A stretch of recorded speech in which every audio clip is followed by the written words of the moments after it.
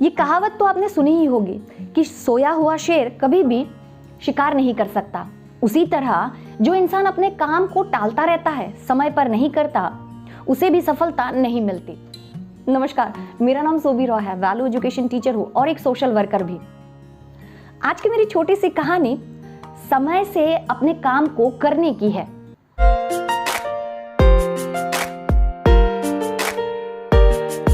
ये कहानी एक ऐसे लड़के की है जिसपे गुण बहुत सारे थे, लेकिन उसकी एक ही बुराई थी और वो ये कि वो हमेशा अपने काम को टाला करता था। एक बार की बात है कि उस लड़के के घर पे एक बहुत ही बड़े विद्वान गुरु रहने के लिए आए। कुछ 7-8 दिन उनके घर पे रहे।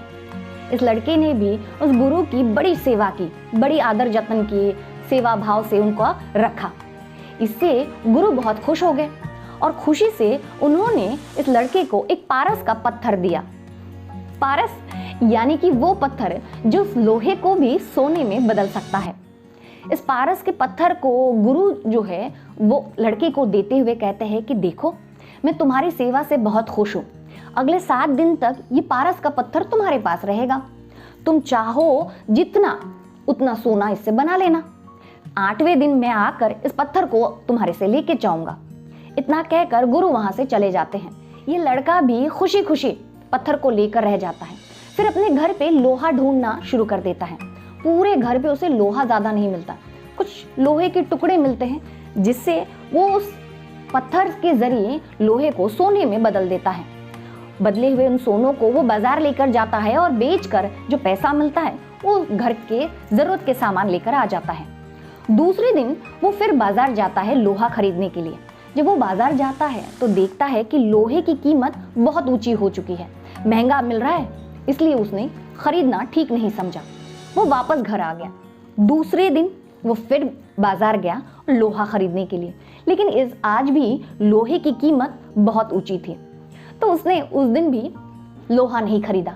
ऐसे कर करके वो हर दिन बाजार जाता, लोहे की कीमत पता करता। लोहा इतना महंगा मिल रहा था कि उसने लोहा न खरीदने का ही फैसला किया।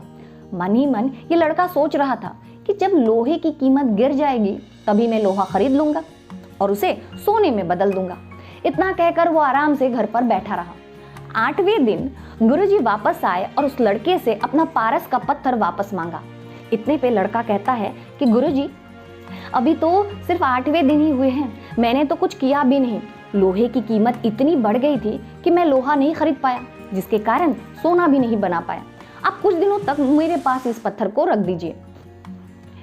इतनी बेवकूफी वाली बातें सुनकर गुरु मुस्कुराते हुए कहते हैं, तुम्हारे जैसा इंसान जो हमेशा अपने काम को टालता है वो कभी भी सफलता की सीढ़ियों पर नहीं चढ़ सकता।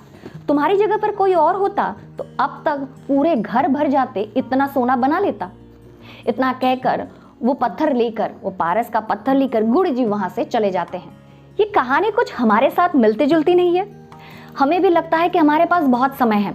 देखिए, उस लड़के के पास 7 दिन का समय था, पर उसने उसका सदुपयोग नहीं किया। हमारे पास भी भगवान ने एक बहुत लंबा चौड़ा टाइम पीरियड दिया है, लेकिन हमें लगता है कि हमारे पास बहुत समय है और इसीलिए हम उसका सदुपयोग ना कर अपने कामों को पीछे ढकेला करते हैं, उसे टाला करते हैं। याद रखिएगा, जो व्यक्ति अपने काम को टाला करता है, जो समय का सदुपयोग नहीं करता और हमेशा भाग्य के भरोसे रहता है, वो हमेशा दुखी रहता है। आपको डिसाइड करना है कि आपको जो जिंदगी मिली है, जो समय सीमा मिली है, क्या आप उसी को इस्तेमाल करते हुए सक्सेस की ओर जाना चाहते हैं या फिर अपने हाथ में आया हुआ पारस का वो पत्थर खोना चाहते हैं। कहानी अच्छी लगी शेयर जरूर करिएगा। मिलेंगे नए कहानी के साथ मेरे इसी चैनल पर। तब तक के लिए खुश रहिए, स्वस्थ रहिए और मुस्कुराते रहिए। हरिओम।